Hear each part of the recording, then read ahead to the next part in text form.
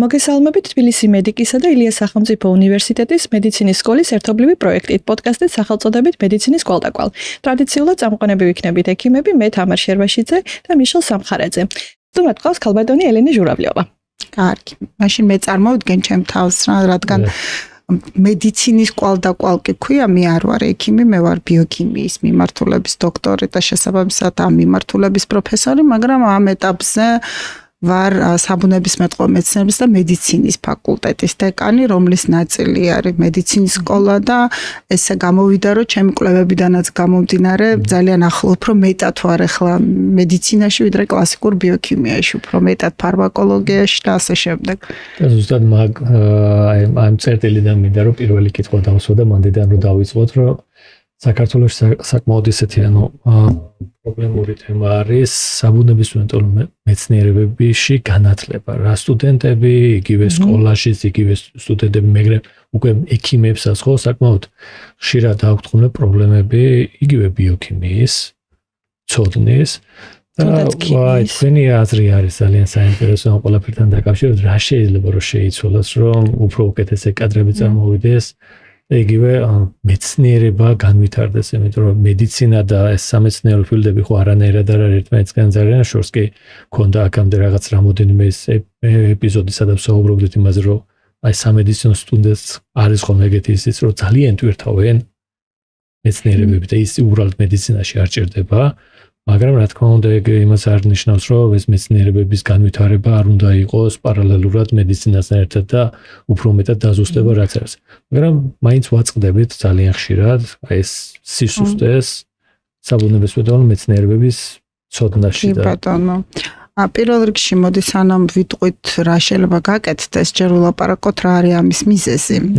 ამის მიზეზი ჩემი აზრით არის ის, რომ სამედიცინო განათლება და ეს საბუნებისმეტყველო განათლება უმაღლესში ძალიან იყო სეპარირებული და ასე ითვლებოდა, რომ კი პრინციპით ეს იყო პროფესიული განათლება, რომელიც გულისხმობს დიდი შეძენილი ცოდნის რეალიზაციას და გარკვეულ რეგულაციას ექვემდებარება ხა მედიცინა. თუმცა ეს წლების განმავლობაში დაგროვდა ბევრი სტერეოტიპი იმის შესახებ, რომ აი მაგალითად თუ სამედიცინოზე ვერ ჩააბარე და იმიტომ ხარ თქვათ ბიოლოგი და ან რა გინდოდა ფიზიკურზე, რა გინდოდა ქიმიურზე, რამაც გამოიწვია მე ჯაჭვურად ის, რომ ეს ხალხი, რომელიც ვალდებული ახლა რო ჩვენ შვილებს თუნდაც სკოლაში ასწავლოს, რაღაც მეორე ხარისხოვნად გრძნობს თავს და არ იხარჯება ბოლომდე ალბათ, იმიტომ რომ ჩვენ ძალიან ბევრი მაგალითი უნივერსიტეტი ძალიან ბევრს აკეთებს, რომ საბუნებისმეტყველო მეცნიერებების მიმართულების მასწავლებლები გადამზადდეს, მომზადდეს ინტეს, მაგრამ თავიდანვე რაღაცნაირად არასწორად ყალიბდება ეს სასწავლო პროცესი და აქვე მოდის ის, რომ უნდა ისწავლო ბიოლოგია და ქიმია მაგალითად მხოლოდ იმიტომ, რომ ჩააბარო სამედიცინოზე და ჩააბარო ეს მისაღები გამოცდა. და როდესაც მე უკვე სტუდენტი როცა მოდის და ხშირად ჩვენთან მაგისტრატურაში მოდის სამედიცინო დამთავრებული უკვე სტუდენტი, როცა იწყებ ახსნას ჩვეულებრივი პროცესების, რაც მიდის ორგანიზმის შიგნით, ცდილობ რომ აჩვენო, რომ აი ამაში ქიმია, ამაში ფიზიკა და ასე შემდეგ ვაწყდებით იმას, რომ არაფერი არ იცის ხშირად. იმიტომ კი არ იცის, რომ არასწავლეს, არასწორად ასწავლეს ადამიანს. საერთოდ მე გეთანხმებით, რომ დიდი ინფორმაცია სამედიცინო განათლება იმდომარე რთული, რომ ერთ პროგრამაში უნდა ასწავლო როგორ მუშაობს და როგორ შეიძლება ეს გაასწორო. ძალიან რთულია. თუმცა ყოველთვის ვამბობ და ხშირად სტუდენტებს რომ ვასწავლებ, მაგალითად ფარმაკოლოგია ვერანაირად ვერ ასწავლის ერთ კურსში ყველა ფარმაკოლოგიურ პრეპარატს, ხო? აი რა აზრი მე მასწავლდნენ ესე კომუნისტების დროს დამაზეპირებინეს 500 მცენარის ლათინური სახელები. არაფერში არ ჭირდება, ხო? ახლა ძალიან შეიცვალა მიდგომა, რომ უნდა ასწავლო პროცესი, უნდა ასწავლო პრინციპი და უნდა ასწავლო როგორ შეიძლება ეს პრინციპი გამოიყენოს შემდგომში. სამწუხაროდ სასკოლო განათლებაც ამას არ აკეთებს. ხშირად თქვენ ვამბობთ, აი ბაზისური განათლება მე რასაც უყურებ, ისიც არ არის ისე აწყობილი, მათ შორის სამედიცინოზე, რომ ადამიანს დაეხმაროს, მაგალითად გაჩნდა ახალი დაავადება, ჩვენ სულ ლაპარაკობდით, აი კოვიდის მექანიზმი, პათმექანიზმს რო არჩევდნენ, ხშირად დაჭდნენ მეცნიერები და უყვებოდნენ, რომ რა არის მას რეცეპტორი, რატო არის ციტოკინური შტორმი და ასე შემდეგ, იმიტომ რომ სამწუხაროდ აი გადასული არის იმაზე, რომ დაიზეპირო მარკერები, რომ კი ყველაზე ადვილია, რომ პირველივე კურსზე რომ მოდის სტუდენტი, ძალიან უნდა რომ შეეხოს რაღაცა კლინიკურს. და რა თქმა უნდა ნაწილობრივ ეს უნდა დაუკმაყოფილო, მაგრამ ის რომ უნდა ასწავლო აზროვნება, აი ეს რაზეც ახლა მთელი ამბავი იყო ატეხილი, რომ clinical reasoning-ი რატო არ აქვს და რატო ვერ აკავშირებს რაღაცას ექიმი. ეს არის ზუსტად იმისა, რომ არ ვასწავლით ამ დისციპლინებს, როგორც მეცნიერებას, რომ მექანიზმები არის. ხო, უნდა დასვაგდეთ სისტემურად. აი მაგალითად თუ არის რაღაცა ანალიზი, ესე არ არის და ისე არის, რომ რატომ არის ეს და რა შეიძლება ედოს ამას საფუძვლად და არა გადადოეგრევე, რომ აი ეს ამის პათოლოგია ან იმის პათოლოგია. თქვენც რო ხო უყურებთ, აი საქართველოში ჩამოყალიბდა და ეხლა ნუ ეს ჩემი პირადი აზრია, ყველაზე მეტად ჭკვიანი თერაპევტების დეფიციტი. იმიტომ რომ თერაპევტი არის ის ადამიანი, რომელიც ვალდებულია რომ იცოდეს ეს მექანიზმები, დააკავშიროს და მე საჭიროების შემთხვევაში რაღაცა მისცეს მიმართულება შემდეგ, რომელი დარგის სპეციალისტი სჭირდება. იმიტომ რომ აი ეს კომპლექსური ცოდნა ორგანიზმის ძალიან დაბალ დონეზეა სამწუხაროდ ხშირად. აი ქალბატონი ელინე, რას ფიქრობთ, რამდენად არის პრობლემა სახელმძღვანელოებში, სასკოლო სახელმძღვანელოებში? და თუ შეიძლება მანდაც ვიფიქროთ გამოსწორებაზე. იცით როგორ არის სასკოლო სახელმძღვანელოებს რაც შეეხება, პრობლემა არის რომ ხშირად სასკოლო სახელმძღვანელოს დონე აცდენილია მასწავლებლის დონეს. ანუ მე ხა რა დარგის სპეციალისტი ვარ, იმაზე ვისაუბრებ, ვერ ვილაპარაკებ ქართულ ფილოლოგიაზე, მაგრამ თანამედროვე ბავშვი, ისე როგორც თქვენ ალბათ როცა სტუდენტები ყავით, წყობა და ინფორმაციის აღქმა არის ძალიან შეცვლილი, ხო? მით უმეტეს რომ არის ალტერნატიული წყაროები. შესაბამისად, წიგნში კი არ არის იმდენად პრობლემა, რომ წიგნი აცდენილია იმ უნარებს, რა უნარი აქვს მასწავლებლას. ანუ ხშირად წიგნში, მაგალითად ბიოლოგიის წიგნში წერია, რომ აი ეს ჩაატარეთ ეს ექსპერიმენტი. იმ მასწავლებელმა შეიძლება ეს გააკეთებინოს, მაგრამ ვერაფრით ვერ უხსნის ეს რა არის. აი ხშირად ჩვენც რო ვაკეთებთ სამეცნიერო პიკნიკს, მე ვამბობ, რომ ბევრ სკოლა შეიძლება მიქონდეს მე ეს ექსპერიმენტი, მაგრამ პრობლემა იმაში კი არა, რომ მე რაღაცაში ჩავაგდე და ეს ამოტივტივ დანაფეთქდა, რომ აუხსნა მე, რომ რა არის ეს და რასთან არის ეს კავშირში და რა შეიძლება მივიღოთ. ჩვენ ვლაპარაკობთ ხოლმე, რომ აი პნევმოთორაქსით რო აუხსნა ადამიანს, ხო, იმისთვის ხო უნდა ეს მოდეს ამას ფიზიკა და ელემენტარული ფიზიკა. აი აქედან გამომდინარეობს, რომ მასწავლებლების კომპეტენცია 10 წლეულების მანძილზე ძალიან ჩამორჩა. ჩვენ ამერიკელი პროფესორი ყავდა, ხშირად ეს ამბობდა, რომ თუ კი ბავშვმა იცის ცოტა მაინც აინტერესებს ბიოლოგია, ოჯახი უბიძგებს, რომ აი სამედიცინოზე ჩააბარო. ეს სამედიცინოზე ვინც ამდენ შრომას ჩადებს, ეს ადამიანი არ წავა ახლა ბიოლოგიის მასწავლებლად, ხო, არც ქიმიის მასწავლებლად და რეალში ჩამოყალიბდა ძალიან სერიოზული დეფიციტი, არა რაოდენობრივი, არამედ ხარისხობრივი მასწავლებლებს, რომელსაც შეუძლია, რომ ასე ნოლიდან მიყვე და აუხსნა ყველა პროცესი თავისი ლოგიკით. ამიტომ მე მგონია, რაც არ უნდა წიგნი დავწერო, თუ ეს წიგნი არ იქნება მორგებული ძალიან კარგი სახელმძღვანელო, მაგალითად ერთ-ერთი აღარ არის უკვე და შემიძლია თქმა, რომელიც ძალიან დაწვრილებთ ეწერა, მაგალითად სუნთქვითი ჯაჭვი მიტოქონდრის მე-10 კლასის წიგნში. ძალიან ჭკვიანმა ადამიანმა დაწერა, მაგრამ ვერც ერთი მასწავლებელი ვერ ხსნიდა.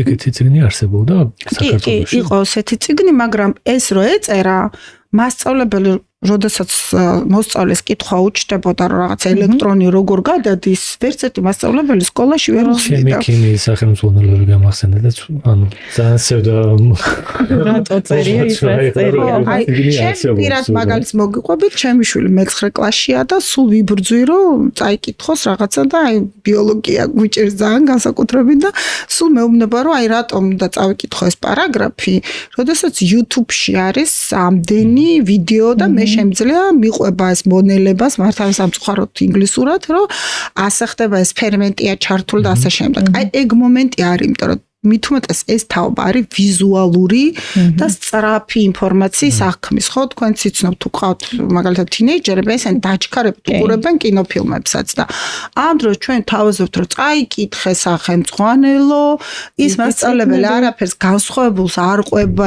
გარდა იმისა რაც არის ამ სახელმწიფოში და მივდივართ შედეგამდე რომ აი მაქსიმუმ რაც შეუძლია მე ხაც ვუყურებ აბიტურიენტების ჯგუფში რამდენი ქულა მინდა ბიოლოგიაში რამდენი ქულა მჭირდება ქიმიაში რამდენი ქულა მჭირდება ესა აი მოდი ვთქვათ რომ რამდენი აბიტურიენტი პროცენტულად აბარებს თუნდაც სამედიცინოზე ფიზიკით ძალიან ცოტა. ძალიან ცოტა, იმიტომ რომ ფიზიკას ზოგადად აბარებს ძალიან ცოტა ადამიანი საქართველოში. მე მახსოვს, როდესაც მე ვიყავით 500 ადამიანი ბიოლოგიით, 50 ქიმიით და 50 ან 25 ფიზიკით. ეხლა ამდენიც არ არის და თან ვინც აბარებს ფიზიკას საქართველოს მასშტაბით 36% იჭრება. ჩემ დროს სამივე ერთად სამივე ერთად სავალდებულო იყო. ვაუ. მე ცოტა ბებერი ვარ. არა, სწორი არის, იმიტომ რომ ადამიანს თუ რაღაცა ბაზისურ დონეზე მე არ ვამბობ ფიზიკა არ ესმის საერთოდ ვერ მიხვდება მაგალითად რა არის ეგე და ეს ძალიან ხშირად არის ფიზიოლოგიას როცა უხსნე ხოლმე ხო აი ეს ოპტიკა იმდენი დონეზე არის მე და აი პატარა თავზე ხარჯავ ძალიან დიდ ქართულ სტუდენტებთან განსაკუთრებით ეს პრობლემა გვაქვს და პრობლემა თქვენ სხვა თქვით პრობლემა თქვათ ხშირად ქართველის და არაქართველის სტუდენტის იმაში კი არ არის რომ იმან მეტი ისწავლა ნაკლები ისწავლა პრობლემა არის როგორ ისწავლა ანუ როგორ ასწავლეს, იმიტომ რომ ოპტიკა, რასაც თქვენ ამბობთ, თვალის შემთხვევაში არის ყველაზე თვალსაჩინო. სულ მაგას ვამბობ, რომ საბუნების მეტყველო საგნები არის ალბათ ყველაზე ადვილი სასწავლო, იმიტომ რომ პირდაპირ შეგიძლია დააკავშირო. პირდაპირ შეგიძლია რაღაცა მოიტანო თევზის ჩონჩხი, მე ვიბრძოდი ხოლმე ჩემი უფროსი შვილი რო სწავლობდა, რომ აი რატო უნდა ასწავლო, რაც არის წიგნში. უნდა აჩვენო, რაღაცა გააკეთებინო, ამოიღო და ის ყოველთვის აუცილებლად დაამახსოვრდო. ეგ არის პრობლემა, რომ საერთოდ განათლების კონცეფცია სოფლიოში შეიცვალა. ყველაფერი და თქვენ ახლა შეგიძლიათ, აი რატო უნდა ჩავაბარო სამედიცინო უნივერსიტეტში. გავხსნი, რა ვიცი, ემორის ან რომელიღაცის ვიდეო ლექციებს მოусმენ და გამოვა ლექიმი. გამოვა? არ გამოვა. არ გამოვა. ძალიან გაუჭირდება. არ გამოვა, იმიტომ რომ ჭირდება რაღაცა უნარები, რომელიც პირდაპირ დაკვირვებით, მენტორინგით და ასე შემდეგ უნდა მიიღოს, ხო და მარტო სახელმწიფოების კითხვით ას ვერ გამოვა, მოდი აქედან დავუწყოთ.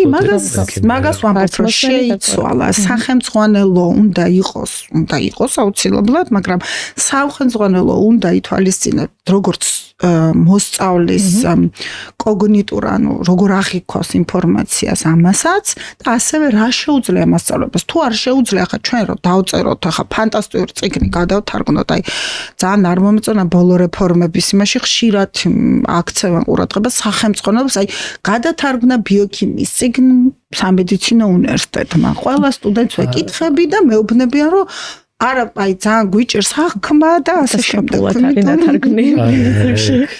გარდა იმისა, რომ ცუდად არის ნათარგმნი და გასაგებია, იმიტომ რომ ვერ იქნება ძალიან რთულია დიდი სახელმწიფოს თარგმნა, ხო, დევლინზეას. ანუ ძალიან კარგად უნდა გესმოდეს, საიდან იწყებს სტუდენტი, რა ბექგრაუნდით იწყებს ციკლს, ხო? წიგნი როცა ნახე, ქართულად ხო უკვე ის დევლინი დამთავრებული მქონდა რა და ხო იცი ან ასწავლი რაღაც აი ქართული ის რო წავიკითხე ვერაფერი ვერ გავიგე. ანუ თან რეალურად თარგმნის პრობლემაც არის. ბიოქიმია ვერ ვიტყვი რომ ცუდად ვიცოდი როდესმე ამას რასაც ვკითხულობდი ვერაფერი თან ვერ დავაკავშირე რა ხდებოდა. ეხლა წარმოიდგინე საშუალო სკოლა საქართველოში აქვს ადამიანს დამთავრებული პირდაპირ დევლინს აჩეჩებ ხელში და ქართულად. აი ჩემთვის იყო შოკი ანუ სკოლაში კარგად ვსწავლობდი მაგრამ მივედი და დევლინი პირველად რომ ნახეთ რომ დავიწყეთ რაღაც ამინომჟავებით და მევით ტიტრაციებით და თქვენ წარმოგიდგენთ აი ესეთი ცოდნით წესით მოდის ჰაისკულიდან ბავშვი საზღვარგარეთ. ბიოქიმია არის ბევრი ჰაისკულის პროფილური ჰაისკულის სავალდებულო საგანი. ანუ შენამდე რომ მოდის სტუდენტი, ამან ეს ყველაფერი უკვე იცოდა და თქვენ რომ საქართველოს სახელმწიფო ნახოთ ბიოლოგიის ვიცნობ ავტორსა და ასე შემდეგ. იქ არის ეს. ATF-ის წარმოქმნაც ამინომჟავი, მაგრამ არც ერთმა სტუდენტმა არ იცის. იმიტომ კი არ იცის, რომ წიგნში არ წერია, იმიტომ კი არ იცის, რომ მასწავლებელმა არ წაუკითხა გაკვეთილზე, იმიტომ არის ის რომ ვერანაირად ვერ აკავშირებს ერთმანეთს, თუნდაც ეს ამინომჟავების აწყობის პროცესი ჩვენ ერთი პერიოდი გქონდა ძალიან კარგი ესეთი ინიციატივა, რომ ბიოტეკ ბანაკები გქონდა და ვცდილობდით რომ ტექნოლოგიის და რაღაც საბუნებისმეტყველო ან ბიოსამედიცინო დარგის ხალხი დაგვეახლოვებინა, იმიტომ რომ უკვდავი ბიზნესია რა, წამალი, სადიაგნოსტიკო და ასე შემდეგ და რაღაც სხვა ტიპის აზროვნება რომ დაიწყოთ. ყველას რომ ვუხსნი რომ აი შეხედე DNM-ი 4 ნიშნა კოდი და აი რო უყვები რომ ცოცხალი სისტემა როგორ არის აწყობილი და როგორია ეს ტექნოლოგია. არ არსებობს ტექნოლოგიის სტუდენტი რომელიც აი არ მეტყვის რომ ახლა სულ სხვა თვალით შევხედეო ბიოლოგიას, სულ სხვა თვალით შევხედეო ფიზიკას და ასე შემდეგ. იმიტომ რომ ეს არის აი ჩვენ გვაქვს აბეტ აკრედიტირებული პროგრამები ამერიკული აკრედიტაციისას პირდაპირ მოთხოვნაა რომ ყველა ინჟინერმა სტუდენტმა მაგალითად უნდა იცოდეს ბაზისური საიენსი, ეს არის ბიოლოგია, ქიმია, ფიზიკა. იმიტომ კი არა რომ ვიღაცამ იქ უნდა მოფწიჭკოს ასე ვთქვათ რომ აი რამდენი კრედიტი, იმიტომ რომ ეს არის საფუძველი, ეს არის დარგები რომელიც აზროვნებას ამვითარებს და მერე დაეხმარება ექიმი იქნება თუ ინჟინერი იქნება ადამიანი. ჩვენ იმდენად გვიჭერს ამ ბოლო დროს აქედან გამომდინარე რომ ხშირად მაგალითად ექიმი ვერ უხსნის ინჟინერს რა ტიპის პროდუქტი უნდა და ასე შემდეგ. იმიტომ რომ ის საერთო ენა მთლიანად დაიკარგა, ასე ვთქვათ. ამიტომ მე არ მგონია რომ მარტო სახელმძღვანელო ამ პრობლემას გადაჭრის. ამ პრობლემას გადაჭრის სწორი ანალიზი, რა ტიპის აზროვნება აქვს ამ ბავშვებს და რა სწავლების მეთოდები, რა თქმა უნდა მე სახელმძღვანელოში უნდა აისახოს. იქნება ყველაზე ეფექტური. იმიტომ რომ გეუბნებით ჩვენი აი თინეიჯერები ეს თაობა თქვენ რო სწავლობდით და ეხლა ვთქვათ შეიძლება ჩვენთან რო სწავლობს კიდე არ იყო ესე ვთქვათ ჩვილობიდან მიჩვეული გაჯეტებზე და სხვა წყაროს. ეხლა რაც არ უნდა იყოს მით უმეტეს ეს ChatGPT და Gemini და ასე შემდეგ რო შემოვიდა, თქვენ როგორ ფიქრობთ, რა მოთხოვნილება აქვს ამ მოსწავლეს თუ სტუდენტს რომ ისწავლოს საგანი წიგნიდან? ძალიან დაბალი. აბსოლუტურად განსხვავდება კი. და მან ერთი მაგალითი მახსენდება საფრთხის სკოლაში ვასწავლიდი პათოლოგიას. ძალიან ისეთი დიდი თემა იყო, ძალიან დიდი წიგნიდან მოსამზადებელი. მეორე დღეს ლექციის მერე ვეკითხები სტუდენტებს, აი რამე კითხვა ხო არ გააქვთ? არა, არანაირი კითხვა არ გვაქვს. ძალიან კარგი, მაგრამ ზოგადად მიკვირს ხოლმე რომ შეიძლება რომ კითხვა არ კონდეს პათოლოგიაში ამ ხელა წიგნიდან. და რო დავუსვი კითხები, მართლა ყველაფერი ესმოდათ და კონცეპტუალურად დავინტერესდი, რომ აი რამდენჯერ წაიკითხეს, როგორ წაიკითხე, რაიმე სხვა რესურსი გამოიყენეთ, სულ მაინტერესებს ფიდბექი სტუდენტებისგან, რომ აი საიდან ახერხებენ. პასუხი იყო უბრალოდ ეს თავი ჩავუგდე ChatGPT-ს და უთხარი რომ გაიმარტივებინა. წაიკითხე უბრალოდ გამარტივებული ვერსია რა, ვერ გაიგო გადასარევად. ჩემ ერთმა სტუდენტმა უკეთესი მითხრა, მე ვავტვირთეო მოლეკულურ ფარმაკოლოგიას და ვთხოვე რომ კითხვები დამისვიო, რაც შეიძლება ამ მასალაზე იყოს და ისე მოვემზადე შუალედურისთვის და ну ძალიან კარგად შეასრულა. ამას ვერსად ვერ გავექცევით ჩვენ რომ მათი ფსიქიკა უბრალოდ მე შეხედეთ რა ხდება თუ ეს მოხდა ჩვენ ჩარევის გარეშე, ანუ თუ იქ მასწავლებელი საერთოდ არ ჩაერია, კი გარკვეული ტიპის ცოდნას ალბათ ის ადამიანი მიიღებს, თუმცა მე როგორც ნეიროქიმიკოსი მესმის კარგად რომ სინაპტოგენეზი ასე არ წარმოიქმნება, მაგრამ აი ეს რაც ჩვენ გვჭირდება რა ტიპის ხალხზე არის ახლა დიდი მოთხოვნა, ანუ კრეატიული და ანალიზური უნარების მქონე. ეს ხალხი ვერ ჩამოყალიბდება. კრიტიკული აზროვნება არ ექნება და copy-paste სისტემური აზროვნება არ მუშაობს. იმიტომ რომ აი კითხვის დასმა რეალში მაგას ვამბობ, უნდა მიხვიდე იქამდე, რომ ეს გამოიყენო როგორც თული, ხო, როგორც სახელმწიფო, მაგრამ ამისთვის შენ უნდა ხვდებოდე როგორ იბადება მაგალითად საკვლევი კითხვა. თუ შენ ეს სამეცნიერო საფუძველი არ აქვს, ძალიან რთული იქნება მერე მიხვიდე და სწორად შეაფასო თუნდაც რისკები. აი ყველაზე მეტად რაც ჭირს, ну მე უფრო მეცნიერებაშთან რომ წავიყვანო ჩვენი საუბარი არის, რომ როცა სტუდენტს ვეკითხები, რომ აი კარგია ყველაფერს სწორად დასვი კითხვა, იმიტომ რომ ეხლა ChatGPT მაგასაც წერს, საპროექტო წინადადებას დაგიწერს, თავისი ბულეტებით ხვდები ხოლმე, როდესაც რა დაწერინეს, არა. აი როცა ვეკითხები, რომ აი ამ შენ დიზაინს რა რისკები აქვს და რა შეზღუდვები აქვს, აი მან როგორც წესი ყველა იჭედება და წარმოიდგინეთ ეს როცა ეხება ადამიანის ჯანმრთელობას და მის კვლევას, პირველი არის ის რაც უნდა ესმოდეს ადამიანს, რომ რა რისკი აქვს ამსეთი კვლევის დიზაინს და ან რა რისკი აქვს, რომ ამ გზით წავიდეს თუ ამ გზით წავიდეს. აი ეს უნდა არის სამწუხაროდ ნელ-ნელა ქრება და ალბათ ეს არის რის გამოც ძალიან ხშირად რაც მე მესმის საქართველოს მოსახლეობა მიმართავს უცხოელ ექიმებს. იმიტომ კი არა რომ არენდობა თქვათ მარტო კატეს და ასე შემდეგ, რომ აი კითხვას დასვავს და ეჭვი შეეპარება რომ იქნება ამ მიმართულებით ჯობია წავიდე თუ იმ მიმართულებით. ეგ არის ალბათ ისეთი უნარი, რომელიც ძალიან კარგად ვითარდება, როცა საბუნებისმეტყველო მეცნიერებებს სწავლობ. კი, გეტყვით თან ძალიან ესეთ მნიშვნელოვანი თემა არის თუ ექიმს არ ესმის ეს კრიტიკული აზროვნებით არ იმაში პრობლემას ვერ ხედავს და არ იცის მექანიზმი, ყოველთვის ერთი და იგივე ვარიაცია არ იქნება.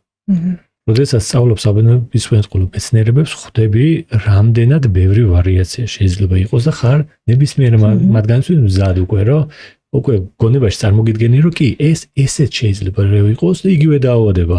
კი. ჩვენ გქონია ხშირად სამწუხაროდ არ ვუყვარ მაგიტომ ბევრი ექიმს რომ ხშირად გვაქვს დავა ხოლმე რომ მე მქონია რომ შიგნიდან რომ ვიცი მექანიზმი რომ ესე უნდა იყოს თუ ესეოს მესმის ექიმი ხშირად შეზღუდულია guideline-ით, მაგრამ ეს ყოველთვის აუცილებელი პირობა რომ როგორიც მკაფიო არ უნდა იყოს სურათი, რაღაცა კითხვა უნდა დაებადოს, რომ აი რაღაცა არც ერთი პარამეტრის უგულებელყოფა არ უნდა მოხდეს, როდესაც შენ ჯანმრთელობასთან ვითუმეტეს გაკავშირებ. დიფერენციალური დიაგნოზი მაგას ქვია ზუსტად და სწორად უნდა იყოს. და როგორც მეცნიერს რა თქმა უნდა კითხვები გაქვთ ხო? თავარი არის კი, კითხვები არის და ყველაზე საინტერესო პროცესია კიდე, როდესაც აი საბუნებისმეტყველო მეცნიერებებიდან გადადიხარ ხა მედიცინა არის რეალიზაცია იმ ცოდნისა, რაც არის დაგროვდა და აუცილებელია რომ აი ხშირად ამბობენ რომ რაღაც ახალი პროდუქტი რო შემოდის, მიმღებლობა არ აქვს მოსახლეობას და შესაბამისად სანამ ახალს რაღაცას შექონია ან რაღაცას სწავლობ, იმაზეც უნდა იფიქრო, რომ რამდენ შეძლებს მე მედიცინა ამის გამოყენებას, იმიტომ რომ ჩვენი კვლევა რისთვის არის საბოლოო ჯამში იმისთვის, რომ ადამიანმა გამოიყენოს, ხო? მე სულ ვეუბნები სტუდენტებს, რომ როგორც კი ადამიანმა გაიაზრა და ალბათ ადამიანამდე სხვაზე ორადორი რაღაცა ამოძრავებს, რომ თვითონ იყოს ჯანმრთელად და კარგად და მეორე არის მოკლას ყველანაირი მტერი. წერი იქნება, ვირთხა იქნება თუ ასე ტილი თუ ასე შემდეგ, ბაქტერია, ვირუსი ნელ-ნელა გაფართოვდა ჩვენი მტრების არეალი და შესაბამისად თუ არ გაქვს გამოყენება ამ კვლევის არ არის საინტერესო ესეთი ტიპის კვლევა. აი მაგ კუთხით რა ხდება საქართველოში? ცოტა უფრო თქვენი განმსახედიდან ვისაუბროთ რა სადვარ კვლევების მხრივ. სადვარ კვლევების მხრივ შეიძლება რაღაცნაირად ორად დავყოთ, ეგეც სამწუხარო რეალობაა. საქართველოში ისტორიულად საბჭოთა კავშირიდან მოყვება რამდენიმე რაღაც ძლიერი სკოლები, უფრო ფუნდამენტური მედიცინის, აი ბაზისური მედიცინას რასაც ეძახიან, იმიტომ რომ ბერიტაშვილის ქვეყანა ვართ, ყველაფერს რო თავი დავანებოთ, გიორგი ელიავას ქვეყანა ვართ და ბევრი ახლა თენგიზ ონიანის ქვეყანა ვართ, ანუ ბევრი ესეთი დიდი სახელი და დიდი სკოლა იყო. თან მინდა გითხრათ, რომ სხვათაშორის ბერიტაშვილ და სხვების ბიოგრაფიას რო ნახავთ, მათ უმრავლესობას ჰქონდა სამედიცინო დამთავრებული და მერე გადავიდნენ ესეთ ფუნდამენტურ მედიცინაში, იმიტომ რომ უნდათ უფრო კარგად გაეგოთ რა არის ამის ქვეშ და რა მექანიზმი არის. შესაბამისად, ეხლა როგორი სიტუაცია გვაქვს? მეტნაკლებად ფუნდამენტურ დარგებს რაც შეეხება ვცდილობთ და მათ შორის ჩვენი უნივერსიტეტი რომ დარგი გავითარდეს და თან ეს ცოტა რთულია პატარა ქვეყნისთვის, ჩვენ გქონდა ეს პრეცედენტი, რომ საერთაშორისო ექსპერტი ჩამოვიდა და იძახის, რომ რადგინდაც საქართველოს ეს ძვირადღირებული დარგები, ბიოქიმია, მოლეკულური ბიოკანუ თავისთავად არ მიგიჩნევენ, რომ შენ შეიძლება იყო რაღაცა კონკურენტუნარიანი ამ ასპარეზზე და რადგინდა იყავი მზა ტექნოლოგიის მომხმარებელი, მაგრამ მიუხედავად იმისა არის მთელი რიგი დარგები საქართველოში, რომელიც საკმაოდ კარგად არის განვითარებული, რა თქმა უნდა, იმ ბიუჯეტის პროპორციულად ჩვენ ხალხ დავთვალეთ, ჩვენი უნივერსიტეტის მაგალითად ჩვენმა კოლეგამ დათვალა 1 მილიონ ჩადებულ ლარზე რამდენი პუბლიკაცია გამოდის თქვა ჰარვარდში, რამდენი გამოდის რაღაც ცნობილ უნივერსიტეტებში, მათ შორის ჩვენთან.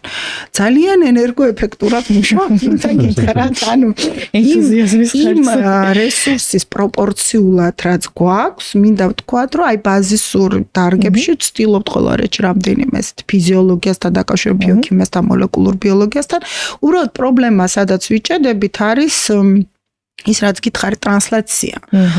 ბიოქიმიკოსებისთვის ეს გვინდა ბიოტექ ინდუსტრია, რომელიც არა გვაქვს, რაღაცა ფიზიოლოგია, მოლეკულური და ასე შემდეგ, ტრანსლაციის კუთხით არ გვაქვს კოოპერაცია კარგი კლინიკურ დარგებთან და ეგ არის ძალიან დიდი პრობლემა, იმიტომ რომ თუნდაც ფარმაცევტულ ინდუსტრიას როცა ვიხილავთ, ჩვენ ვართ მაგალითად რამდენიმე კოსტის წევრები, მათ შორის მეც ვარ ერთ-ერთი, სადაც არის ფარმა ინდუსტრია ჩართული და პირდაპირ ელოდება, რომ აი რო იქნება, არის ესეთი სიგმა რეცეპტორი, რომლის წამალი, ანუ აგონისტი ჯერ არ არის წამალი, მაგრამ იქნება მალე და ისინი ელოდებიან, რომ როგორც კი აი ეს კვლევები გავა რაღაცა საბოლოო ეტაპზე, ჩვენ ეგრევე დავნარგავთ. საქართველოში მსგავსი არაფერი არ არის.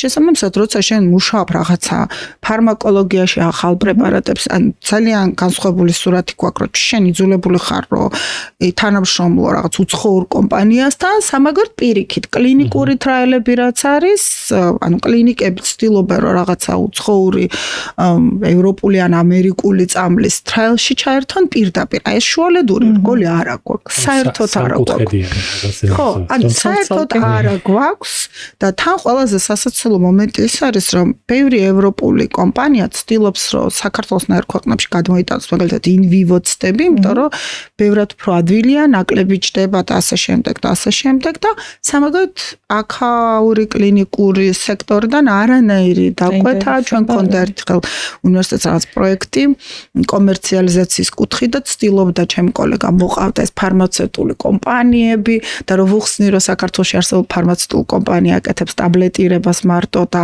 არ მუშაობს ახალ ნივთიერებებზე არ არის რაღაცა უნდა ვეკითხებით აი დაკვეთა თუ გააქვთ თუნდაც რაღაცა საქართველოს დიდი პოტენციალი აქვს ენდემური მცენარეების მაღალი რიცხვიდან გამომდინარე შეიძლება ვიპოვოთ ისეთი ფარმაკოლოგიური პოტენციური ფარმაკოლოგიური პრეპარატები რომელიც მხოლოდ საქართველოსთვის იქნება დამახასიათებელი არავის არ აინტერესებს ხანი ენთუზიაზმით მარტო შორს იცით რა ხშირად მეცნიერი მაგით განსხვავდება ალბათ რაღაც პრაქტიკოსისგან რომ ენთუზიაზმსაც თანახმა უბრალოდ უნდა ხედავდეს რომ მის იდეას რაღაცა რეალიზაცია შეიძლება მოყვეს და როცა ეს არ არის ძალიან ძიმია მე ვინც რეალიზაცია უნდა გააკეთოს იმას უბრალოდ არ ესმის პოტენციალი და ვერ ხდება ეგ არის რა ან არის ნიშა კომფორტის ზონას ვამბობთ ჩვენ ხშირად ჩვენი ექიმები არიან კომფორტის ზონაში დაამთავრეს მიიღეს ლიცენზია არის მუდმივი რაღაც პაციენტთან აკადი და აი ეს რაღაცა რომ იმის იქით რაღაცა გააკეთო მეტი შენ დარგში ან რაღაცა ვიღაცასთან კოლაბორაციაში შეხვდა აი რამ ხელა პანდემია გადავიარეთ რეალურად ხო აი ეხლა ხანს იყო დისერტაცია კოვიდის გავლენა რაღაცა ძილის დარღვევებზე და ასე შემდეგ რომელიც აკადემიაში გაკეთდა და თქვათ კლინიკური მედიცინის კუთხით არც დაინტერესებულ ანუ ძალიან ცოტა თქვენ რომ გადავლოთ თვალე ძალიან ცოტა პუბლიკაცია რაღაცა როგორ გითხრათ ეპიზოდური შეიძლება იყოს და არ გაგვიკეთებია ხო როცა იმდენი მასალა იყო იმდენი ანალიზი იყო იმდენი კატე იყო და ასე შემდეგ და ასე შემდეგ აი ეს გვიჭირს ძალიან ეს კოლაბორაცია რომ კლინიკამ თქვას რომ აი მოდი ერთად ახლა ვიმსჯელოთ რომ იქნება ეს რაღაცა ნაწილი გამოვიკვლიოთ რატომ მოხდა ესე ან ამდენი პოსტკოვიდური პაციენტი რო ყავს აზრი აქვს თუ არა რაიმე მარკერის შემოწმებას და რატო გამეზარდა თქვათ ეს იმიტომ რომ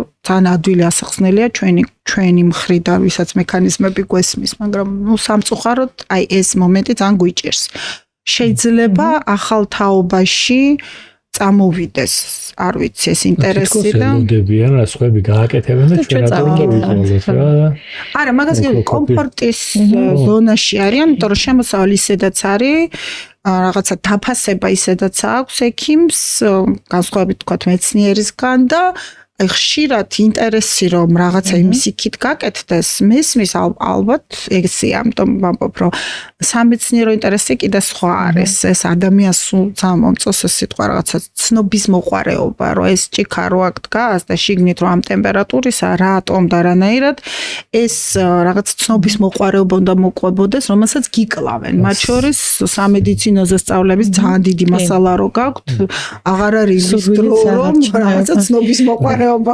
დაიკვაყოფილ. მაგრამ რო ეთქოს ეს სხვადასხვა ბევრი ექიმს ვიცნობ, ვინც დაინტერესებულია რომ მსგავსი რაღაცა კვლევებიც უნდათ მეცნიერება საინტერესო ბევრი ექიმს უყან მე მაგალითად იმიტომ წავედი მედიცინაზე რომ მეტი სხვა ვარიანტი სამეცნიერო განათლების საქართველოში მე ვერ დავენახე იმ პერიოდში რა და მაგრამ მანდარი აი მეორე მხრიდან რო შევხედოთ სიტუაციას რა კი არიან დაინტერესებული არიან ეგეთი ექიმების მაგრამ პრობლემა არის რომ გააკეთო ვერ აკეთებს ტექნიკურად რესურსები ფინანსები და დაინტერესება ზემდგომების თვითონ ექიმებს აქვთ ჩვენ მაგალითად რაღაც პროექტის ფარგლებში ძალიან ესეთი მქონდა მჭიდრო და ხშირი შეხება რამდენიმე ცნობილი კლინიკის IT და მონაცემებზე პასუხისმგებელი ხალხთან, რომელსაც დაუგროვდა უკვე ძალიან დიდი მონაცემები, შეიძლება იყოს რაღაცა გულის ელექტრული აქტივობის ჩანაწერები, ეს რადიოლოგიური, ბიოქიმიური და ასე შემდეგ, რომ თვითონ ეს ხალხი, ვისაც ამასთან შეხება აქვს, სურვილი აქვთ, რომ დაამუშავოს, მით უმეტეს, რომ ახლა რაც ეს თულები შემოვიდა და big data უკვე შეიძლება ერთი პრომპტით რაღაცნაირად ყველაფერი ბევრი რაღაცა რომელიც საზღვარგარეთ ფულია სხვათა შორის მე კიდევ ერთი ადამიანის მინდა დავსასხო რომელიც ამბობს რომ ეს კლინიკური მონაცემები არის ძალიან დიდი ფული ფარმაცევტული ინდუსტრიისთვის თუ სწორმა მკვლევარმა სწორად დაამუშავა ხო და ეს მომენტი საქართველოში რამდენიმე ადამიანს აქვს ვინც ხედავს აი რომ უბრალოდ გვაქვს დაგროვებული ეს ცოცხალი ფულია უკეთეს კეთვა აი მაგალითად ფარმაკოგენეტიკა საქართველოში საერთოდ არ არის როგორც დარგი როცა რაღაცა კლინიკები უშვებენ გენეტიკურ ანალიზზე მაგრამ აი ახლა რომ თქვა დასვათ ვინმე და კითხოთ რა რომელი ალელი რაღაცა შემთხვევაში გავრცელებულია საქართველოში არ საერთოდ არის? რაღაც ძალიან ეპიზოდური ამბავია, ხო? აი მაგალითად ოჯახურ დისლიპიდემიას აკეთებენ გარკვეულ პაციენტებს, მაგრამ თქვენ რომ ნახოთ რომ აი რომელიღაცა ალელის, რომელიღაცა გენის რომელი ალელი საქართველოში უფრო გავრცელებულია და ხშირად ამ დიაგნოზთან არის კავშირი, ეგეთ პუბლიკაციას ვერ ნახავთ. ვერ ნახავთ. ძალიან ეპიზოდურად რაღაცა კონკრეტულ პროექტის ფარგლებში თუ ვიღაცას რაღაცა შეუკვეთეს, ეს შეიძლება რაღაცა გამოჩნდეს. ეგ მომენტი არის და ესეთი ძალიან ბევრია ესეთი ვარიანტი რომ არ გამოდის რაღაცა და ხო რომ ველაპარაკებოდი ამ ხალხს რომ მიდით მე გააკეთეთო და კლინიკის მენეჯმენტს არ აქვს ამის ინტერესი. არ და რეალურად კლინიკისთვის არის უფრო მეტად შემოსავლიანი თუ გააკეთებენ. იცით რა არის ხო და აი ნუ ვერ ხედავენ სწრაფ შედეგს, იმიტომ რომ არც სახელმწიფო კლინიკის მენეჯმენტსაც რო ველაპარაკეთ, პასუხი იყო ესეთი რომ მე ამ მონაცემის დამუშავებას არ მავალდებულებს სახელმწიფო, არ მჭირდება ფინანსური კუთხით და რაში შეიძლება გამომადგეს. თავს არ აიდგიებენ უბრალოდ. ამიტომ ხო ხვდებით თან ეს შეიქმნება რაღაც ახალი ცოდნა, რომლის გამოყენების ინსტრუმენტიც მერე უნდა შესთავაზო ექიმს და ყველა ექიმს არ აქვს ამის მიმღებლობა, ხო რომ აი ექიმების ინტერესზე რომ ვისაუბროთ, ძალიან ხშირად ეს ბოლო პერიოდია წამოვიდა ინტერესი სადოქტორო ნაშრომებზე და ეგრეთ წოდებულ PhD-ზე. აი მაგ კუთხით როგორ შეგიძლიათ რომ მე მგონია ეს არ არის ბოლო წლების ინტერესი, ან PhD დიპლომის არსებობის ინტერესი ყოველთვის იყო სამედიცინო სფეროში და არა მხოლოდ სამედიცინო სფეროში. უბრალოდ დღეს ლაპარაკობდი ზუსტად კოლეგასთან ერთად, რომ რაც მომწონს ძალიან იმატა ამ ახალ თაობაში ასე ვთქვათ, მე უკვე ცოტა ასაკიანი ვარ, მენტალური ჯანმრთელობის წინ წამოწევა, რაღაცა თუნდაც ფინანსურ კეთილდღეობაზე. შეიძლება ეს დროებითია, მაგრამ ძალიან ბევრი სტუდენტისგანაც მესმის, მათ შორის ძალიან კარგი რამეა ეს მობილობა, რომ შეუძლია სპეციალობა შეცვალო, ხშირად სამედიცინო გადმოდიან ბიოლოგიურზე ან რაღაცა ეკოლოგიაზე ან ასე შემდეგ.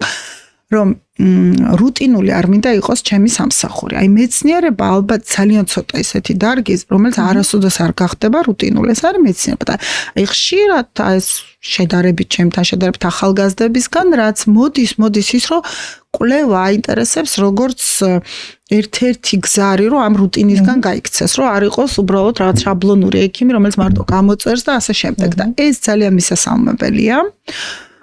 რაც შეეხება შესაძლებლობას, ჯერჯერობით ჩვენ გვაქვს ამის შესაძლებლობა. ილიას სახელმწიფო უნივერსიტეტს და მე მგონი დოქტორანტი საკმაოდ ბევრია. პრობლემა მდგომარეობს იმაში, რომ მიუხედავად იმისა, რომ ჩვენთან თქვა დოქტორანტურა უფასოა, არა გვაქვს სტიპენდიები. როდესაც ადამიანს აქვს სტუნება, რომ მიიღოს რაღაცა თუ კარგ კლინიკაში, რა თქმა უნდა, არის ან ასწავლის სამედიცინო უნივერსიტეტში რამდენიმე ათასიანი ხელფასი ძალიან ცოტა მიუხედავად იმისა, რომ ძალიან დიდი სურვილი და ინტერესი აქვს, გააკეთებს PhD-ს, იმიტომ რომ PhD ეს არის ძალიან დიდი შრომა, ეს არის რაღაცა 24/7-ზე ლაბორატორიაში დგომა თუ არა ფიქრი, რამდენიც სწორად ვაკეთებ, რაც სამსახურთან ძალიან ცუდად თავსდება სამწუხაროდ და მაგის ბევრი მაგალითი გვაქვს. ამიტომ უნივერსიტეტს როცა ქონდა გიოტინგენის უნივერსიტეტთან ერთობლივი სადოქტორო პროგრამა, მან აუცილებელი პირობა იყო, რომ დოქტორანტმა არსად არ უნდა იმუშაოს და Volkswagen-ის ფონდი უხდიდა სტიპენდიას. კონცენტრირებული ყოფილიყო ესე. ხო, იმიტომ რომ უმრავლეს შემთხვევაში, როცა ადამიანი აკეთებს სადოქტორო ნაშრომს და ეს მთელ სოფლიოში ასეა, ეს არის, ასე ვთქვათ, მუშახელი, რომელიც მუდმივად დაკავებული ამ კვლევითი თემატიკით. მაგას მენტორი შეიძლება ყავდეს, რომელიც შევა, გამოვა და აკვალიანებს და ასე შემდეგ, მაგრამ ეს არის ალბათ, ესეთი ან თუ ვინმე მზად არის, რომ ასე იშრომოს, ძალიან ბევრი კარგი მაგალითი გვაქვს, ძალიან ბევრი ადამიანი არის, რომელიც გადმოდის, აინტერესებს და ბევრისთვის ეს არის შესაძლებლობა. მე მოვყევი, რომ ჩვენ ყავდა მაგალითად სტუდენტი, რომელმაც სამედიცინო დაამთავრა. შემდგომ ჩააბარა ჩვენთან ბიოქიმიაში დაიცვა დისერტაცია და წავიდა პოსტდოკით National Institute of Drug Abuse ნიდაში, ბალტიმორში, იქ კვლევაში იყო 5 წელი, ეს დაიკმაყოფილა და ეხლა გადავიდა, არის რეზიდენტი ნევროლოგიის ამერიკის შეერთებულ შტატებში და ასე შემდეგ. ამიტომ ეს შესაძლებლობა ეხლაც არის, უბრალოდ ეს არ არის ეს არის ძალიან დიდი შრომა და ხშირად ექიმს გონია მათ შორის, რომ რაღაც 3 პუბლიკაციის მეტა-რევიუს გააკეთებ და ყოველში ჩვენთან არ ხდება ესე, იმიტომ რომ ჩვენთან მოთხოვნა არის პუბლიკაციებზე, ორიგინალურ კვლევაზე, ძალიან ბევრ ფილტრს გადის, ეთიკის კუთხითაც ძალიან ბევრ გადის და ეს არის ნართული. მეორე რაც სამწუხაროდ პრაქტიკაა და უნდა ვაღიარო, ბოლო წლებში მაგალითად თითქმის აღარ ვიღებდით პირდაპირ სამედიცინო კურს დამთავრებულს ბაზისური დარგების დოქტორატურაში, ბიოქიმიაში, ნეიროში და ასე შემდეგ, იმიტომ რომ კვლევითი უნარების ძალიან ხო, აი დეფიციტი არის, რას ამიტომ ბევრი ამთავრებდა ჯერ მაგისტრატურას, მიუხედავად იმისა, რომ არიან მაგისტრთან გათანაბრებულები და მე უფრო ადვილად, რა თქმა უნდა, შედიოდნენ. თქვენ ახსენეთ, უფასო არის ილიას სახელმწიფო უნივერსიტეტში დოქტორანტურაზე სწავლა, მაგრამ იქ ხო ყველა უნივერსიტეტის გამოცდილება არ არის. ილიაში ვიცით, მაგრამ ბევრი სხვა უნივერსიტეტი, სადაც პირიქით აქეთ უნდა გადაიხადოს დოქტორანტმა და სტიპენდიაზე ხო საერთოდ საუბარი ზედმეტია რა. აი ამ პირობებში როგორ უნდა გაუმკლავდეს თუნდაც კვლევარი დოქტორანტი ამ ყოველთვის. გარკვეულწილად ანუ არ არის ეს რეალური კვლევა. რაზეც უკვე ისაუბრეს, არანაირად არ არის ზუსტად იგივე, არის რაღაცა ჰიბრიდული თან მუშაობს თან. ხო, ნუ თქვენ რაც აღწერეთ, ეს არის იდეალური ვარიანტი არის კლინიცისტისთვის, როცა ის მუშაობს ისეთ კლინიკაში, რომელიც თვითონ არის დაინტერესებული, რომ იყოს კვლევა და შეუძლია რაღაცა მენტორის დახმარებით სწორად დაგეგმოს, ვთქვათ, კლასიკური რაღაც კლინიკურ პირობებში კვლევა და რაღაცა ნაწილი გააკეთოს მხოლოდ მაშინ. ასეთი მაგალითებიც გვაქვს, სადაც შესაძლებელია, მაგრამ ისევ და ისევ ვამბობ, რომ ეს ნიშნავს იმას, რომ ადამიანი თავისი დროს, რომელთაც შეუძლია პაციენტი მიიღოს და რაღაცა ფული გააკეთოს, მარტივად რო ვთქვათ, უნდა დაუთმოს კვლევას. იმიტომ რომ ეს ტენდენცია, რომ შენ ვიღაცა დისერტაციას დაგიწერს, მიგვიყვანა იმ მდგომარეობამდე, რა მდგომარეობაც გვაქვს ახლა. და შეიძლება ძალიან ბევრი ადამიანი, ვისაც ესე დაუწერეს დისერტაცია, ხარო კითხო რა ეწერა შენ დისერტაციაში, ვერც გიპასუხოს, ხო, აღიაროთ. ამიტომ მიდგომა არის სხვადასხვა. უფასო ილიას სახელმწიფო უნივერსიტეტში დოქტორანტურა იყო თავი და ზუსტად იმიტომ, რომ ჩვენ გვინდოდა, რომ ახალგაზრდა კადრი ყოფილიყო ძირითადი, ასე ვთქვათ, მუშახელი კვლევაში. და ძალიან ბევრი გვაქვს ესეთი მე დაწინაურების მაგალითები, სადაც იყო დოქტორანტი, ადამიანი ახლა არის მაგალითად ზოოლოგიის ინსტიტუტის დირექტორი და ძალიან დიდი მხარდაჭერა აქვს ახალგაზრდებს, რომ ოღონდ მთავარი არის, რომ კვლევა აკეთონ თვითონ. ისევე როგორც ეს არის აწყობილი მაგალითად ევროპაში და ამერიკაში. დოქტორანტი არის ადამიანი, რომელიც დილის 6-დან მოდის და ზის, რა ვიცი, რომელ საათამდე და მას ყავს რაღაცა ტექნიკოსი, შეიძლება მაგისტრანტი ყავდეს მიმაგრებული, მაგრამ ის არის ძირითადი, ასე ვთქვათ, ბურჯი. სამაგოდ იმან მოგცა ის, რომ ყველა დოქტორატს რომ მოეთხოვებოდა 2 პუბლიკაცია და დღემდე მოეთხოვებოდა, მინდა გითხრათ, ზოგიერთი იცავს 4 პუბლიკაციითაც კი, ოღონდ ეს არ არის რაღაცა ადგილობრივი ჟურნალები, რომელსაც უდი რეპუტაცია აქვს. ასეთ დროს ძალიან იმატა პუბლიკაციების რაოდენობა, იმიტომ რომ ახალგაზრდა არის მოტივირებული, რომ თავის საქმე კარგად გააკეთოს, მერე კარიერა გააგრძელოს და აი ისეთ დიპლომი მიიღოს და ესეთი შრომა დაწეროს, ჩვენთან ვისაც ინტერესი აქვს, შეუძლია საზოგადოებაში ნაწილმა იცის, რომ ყველა დისერტაცია არის ატვირთული ვებგვერდზე. შესაბამისად, შენ ვერ დაიცავ რაღაცა, თქვათ, ცრუ ფსევდოდისერტაციას სამეცნიერო თემაზე, რომელიც სხვაასა გაკეთებული და არის ვიღაცის გადაწერილი, ხო?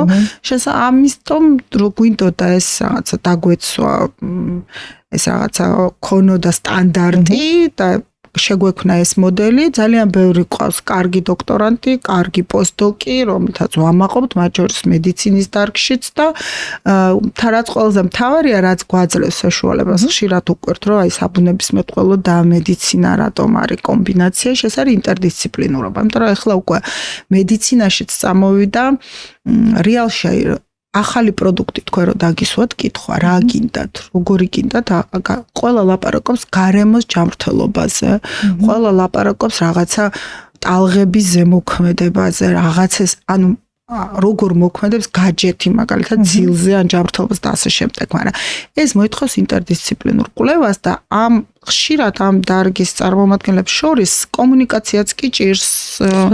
რისი ჩვენ გვაქვს დიდი გამოცდილება და იდეა არის, რომ ეს ახალი ეს თაობა მკვლევარების უნდა გაიზარდოს ინტერდისციპლინურ გარემოში. ერთი კითხვა აქვს რა, ეხლა ჩვენ საუბრობთ ილიას უნივერსიტეტზე ძირითადად, იმიტომ რომ ერთი საკმაოდ კარგად არის შექმნილი სისტემა, კარგად მუშაობს ეს ბაზა, მაგრამ აი ზოგადად აი ჩვენი მაყურებლისთვის რო ვისაუბროთ იმაზე, რომ საქართველოში ხარისხიანი კვლევა როგორ უნდა გაკეთდეს და რა აუცილებელი, ასე ვთქვათ, საფეხურები არის, რომ ვინც დაინტერესებული არის ადამიანი და ვინც აკეთებს, აი რა არის აუცილებელი რომ გააკეთოს რა ესეთი გოლები ან მიზნები უნდა დაუსახოს თავის თავს.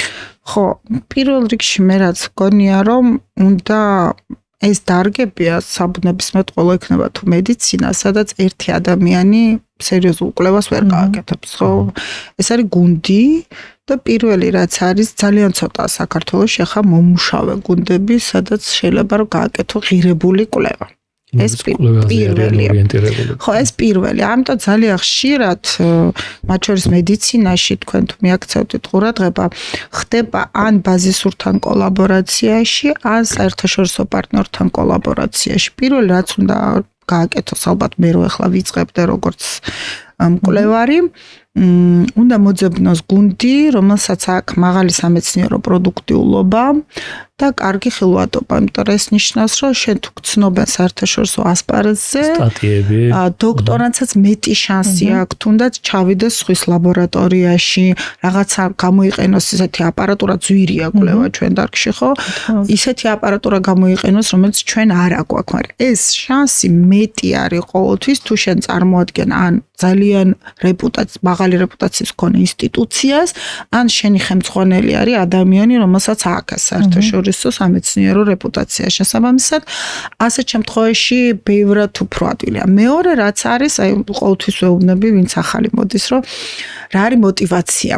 ძალიან მიყვარს ეს ისა, იმიტომ რომ ხშირად მოდის და აი მე ძალიან მოტივირებული ვარ, ვიცით ჩვენ ესეთი, ბევრი მოდის, მინდა მედიცინის სადოქტორო, ან მინდა ჯანდაცვის სადოქტორო და რო ვეკითხება, აი რაში მდგომარეობს мотивация რა გინდა რომ იკლიო მან თავდება мотивацიის ახსნა ანუ ხშირად არის რომ мотивация არის რომ მქონდეს დიპლომი რაღაცა მე რქვას PhD წავიდე კონფერენციაზე ანუ мотивация არის რომ ის თემა რაც შენ გაწუხებს ან იმ ხელმძღვანელთან ვისთანაც მიდიხარ იმის სტატიები მაინც უნდა გქონდეს წაკითხული გააზრებული და რაღაცა შენი მოსაზრება უნდა გქონდეს ამასთან და ჩემთან რომ მოვიდეს ადამიანი და გქონდეს ჩემი სამ პუბლიკაციათ უნდა წაკითხული და მომიყვეს რომ აიცი რა აი ეგ ძალიან კაია მაგრამ მე მან ამასაც გავაკეთებდი და დავამატებდი ну ჩემთვის ეს არის თითქმის 100%-იანი გარანტია თუმცა იყო გეუბნებით ბოლო წლებში ჩვენის გქონდა რომ აი ვინც იყო ჩვენი მაგისტრანტი და სამაგისტრო საფეხურიდან ვიცოდით რომ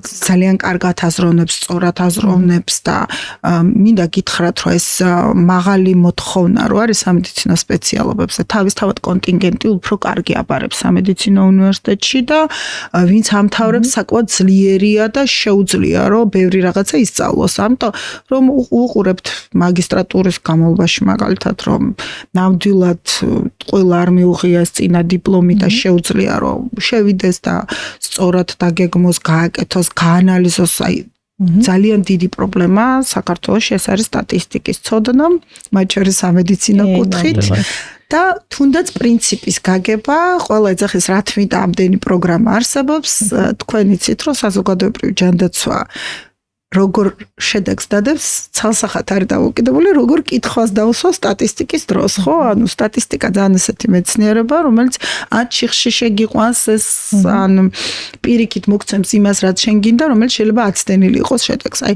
თუ ამას ხედავ, რომ რაოდენობრივი აზროვნება არის, შეუძლია რაღაც ახალი მეთოდის ათვისება და ასე შემდეგ, ეს არის ერთი გზა, ანუ მაგისტრატურიდან გადავდეს და მეორე გზა მიხვიდე კონკრეტულ ადამიანთან და უთხრა, რომ იცი რა, მე შენი ეს სტატიები წავიკითხე. ჩემი მოსაზრება მაქვს ამასთან დაკავშირებით, წავიკითხე ეს რაღაცა ამის იქით, რაღაცა დამაინტერესა და მზად ვარ რომ ამაში ჩავერთო. მე მგონი ეს არის ყველაზე ესეთი გზა, თუ იმიტომ რომ არის საქართველოში არის მკვლევართა გარკვეული ნაწილი ჯერ კიდევ რომელიც მზად არის რომ უხელმძღვანელოს ახალგაზრდას. უბრალოდ არავის არ უნდა ასე თქვათ, ზედმეტი ბარგი საკითხება. ანუ ისე რომ მე მეთვლებოდეს დოქტორანტი და მას ვერაფერი ვერ გავაკეთებინო, იმიტომ რომ თვითონ არცალია არ უნდა და ასე შემდეგ. ესაც რაღაც რეპუტაციის ნაწილი, იმიტომ რომ ჩვენ ხშირად ვსჯელობთ ხოლმე, რომ აი ეს ამ უნდა დაიცვას, ეს უნდა გააკეთოს. ესეც მენტორისგან არის მას დიდი ასე თქვათ, იმედგაცრუება, როცა ვერ გადის ბოლოში დოქტორანტი და რაღაცნაირად შენც იდანაშაულებ თავს, რომ ალბათ რაღაცა მე დავაკლე. ამიტომ თავიდანვე თუ მოვა ადამიანი, რომელსაც მკაფიოთაა განსაზღვრული, რომ მე ეს საქმე მომწონს, მაინტერესებს და შენ როგორც უყურებ, მზად ვარ მეც შევხედო და იმ ტემპში ვიმუშაო, მე მგონი ძალიან დიდი შანსია. ბევრი სხვადასხვა სამედიცინო კურს დამთავრებული უყურებს ლუნცს ესეთი იმედითან რაღაცა ქართველებს რომლებიც წავიდნენ უკვე საზღვარგარეთ ლუნჩი არიან კოკაიები მერაბ დაზაზა არ ვიცი ალბათ თქვენ პოდკასტში ერთხელაც მოგიწევთ მათი მოწვევა ხო რომლებიც წავიდნენ თავის დროზე ბერიტაშვილის ფიზიოლოგიის ინსტიტუტიდან ძალიან წარმატებულები არიან და იმდენად წარმატებულები რომ სოფლიოში სადაც არ უნდა წახვიდე კონფერენციაზე აუცილებლად ერთი მაინც ჩვენ დარგში ნეიროს კუთხით დაგხვდება და ბევრი ცდილობს რომ აქედანვე დაუკავშირდეს, მაგრამ სტრატეგია იგივეა. შენ არ შეგიძლია უბრალოდ მიხვიდე და უთხრა რომ აი ვიცით რა მიმიღეთ, წამიყვანეთ ლუნჩი ან ეს ეხლა ხას იყო ჩემთან სამედიცინოს კურს დამთავრებული, მე ჩვენი მაგისტრანტი იყო და ძალიან უნდა დოქტორანტურაში წასვლა არის რაღაცა სისტემების ნეირობიოლოგიაში და მეკითხებოდა რჩევებს რომ როგორ წავიდე, რა წავიდე, ვარჩევდი ზუსტად ამ მიმართულებას, როგორ ვარჩევთ ლაბორატორიას. ისევ და ისე პროდუქტიულობით, გახსნილობით, რამდენად გახსნილია ის, რამდენი ყავს საერთაშორისო სტუდენტი ეს, ვინც საზღვარგარეთ მიდის და თუ აქვს უკვე რამე შემდგარი კოლაბორაცია საქართველოსთან, იმიტომ რომ ეს სამეცნიერო რეპუტაცია იქნება 10 წლეულების განმავლობაში. აი, ლუნჩში უკვე იციან კოკაიების მაგალითზე რომ საქართველოს ჩამსული თავის დროზე ჩემი მეგობარი რო წავიდა ჰამბურგში უთხრეს რომ პირველი ქართველი ხართო და ძალიან დიდი ეჭვით გიყურებთო და მე არ ვიცი მე მგონი რეპუტაცია გაფუჭრა საბოლოო ჯამში მაგრამ მის მერე კარგი რეპუტაცია ჰქონდა იგივე არის აი ეს მე რომ მოვყევი ნიდაში იყვნენ სიგმა რეცეპტორის ლაბორატორიაში აზიიდან არის და არ ყავდა არც ერთი აღმოსავლეთ ევროპელი სტუდენტი და ორი ჩვენი რო ჩავიდა პოსტდოკად იმის მერე რო შემხდა კონფერენცია მითხრა რომ ეხლა მე არ მეშინია და დიდი სიამოვნებით მივიღებ ქართულს ან აღმოსავლეთ ამიტომ